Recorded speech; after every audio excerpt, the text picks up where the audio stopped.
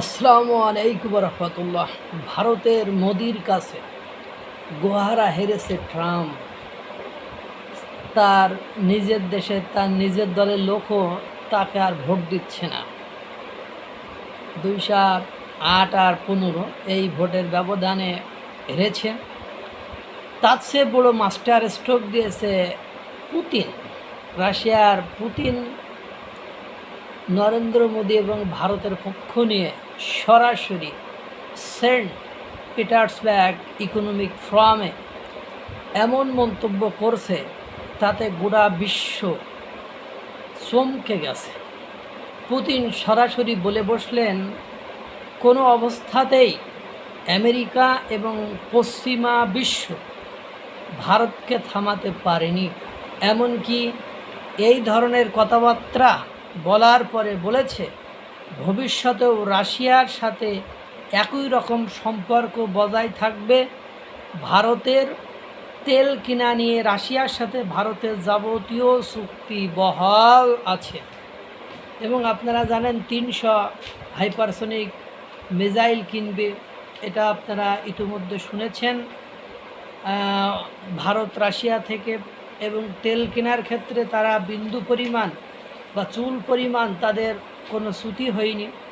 এবং তিনি বলছেন যে বিশ্বের সবচেয়ে বড় গণতান্ত্রিক রাষ্ট্র এবং নরেন্দ্র মোদীর প্রতি আন্তর্জাতিকভাবে যে চাপ সৃষ্টি করার চেষ্টা করেছে ডোনাল্ড ট্রাম্প, সেটি সম্পূর্ণরূপে ব্যর্থ হয়েছে। এই ধরনের চাপে মাথা নোয়াবার নয় নরেন্দ্র মোদী অর্থাৎ ভারত, এবং বিশ্বের বুকে মাথা উঁচু করে সসম্মানে দাঁড়িয়ে রয়েছে যে দেশটি বন্ধুপ্রতিম রাষ্ট্র রাশিয়া। এবং রাশিয়ার সাথে ভারতের সম্পর্ক আগে যা ছিল তার চেয়ে বহুগুণ ত্বরান্বিত হয়েছে, বহুগুণ সামনের দিকে গিয়েছে। আপনারা জানেন যে বিশ্বে আমেরিকা এবং রাশিয়া দুটি পক্ষ, দুই পরাশক্তি শাসন করে বেড়ায়। এবং আপনারা জানেন যে রাশিয়ার সাথে ভারতের যে বন্ধুত্ব, সেটা আজকের নয়, বহু পুরাতন। সবাই সবাইকে ছেড়ে গেলেও স্বার্থের কারণে মার্কিন যুক্তরাষ্ট্র পরম বন্ধু ভারতকে ছেড়ে গেলেও স্বার্থের কারণে কখনো রাশিয়া ভারতকে ছেড়ে গিয়েছে, এই ধরনের ঘটনা আজ অবধি কখনোই ঘটেনি।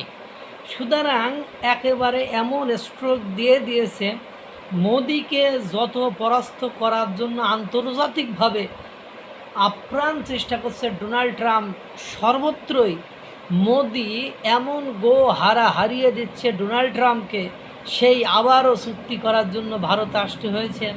শুল্কের যে খেলা খেলে, সেই শুল্কের খেলা খেলে সেটা আবার পেনাল্টিও দিতে হয়, জরিমানাও দিতে হয়, সুপ্রিম কোর্টের কাছে পরাস্ত হতে হয়, আবার 12.5% শুল্ক আরোপের চেষ্টা করেছে। কিন্তু দুর্ভাগ্য হলেও সত্য যে ভারত ইতিমধ্যে খেলা এমন জায়গায় নিয়ে গেছে, সেখান থেকে ভারতকে পরাস্ত করা, ভারত সকলের সাথে এমনভাবে মিত্রতা, এমনভাবে বন্ধুত্ব, এই যে যেমন ইসরায়েলের সাথে দহরম মহরম সম্পর্ক, আবার এদিকে রাশিয়ার সাথে দহরম মহরম সম্পর্ক। কাকে ছেড়ে কাকে ধরবেন মার্কিন যুক্তরাষ্ট্র, কাকে বাদ দেবেন? যেদিকতে যান শাল্টিং আপনার খাইতেই হইব।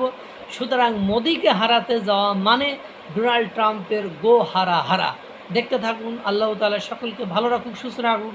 আসসালামু আলাইকুম ওয়া রাহমাতুল্লাহ।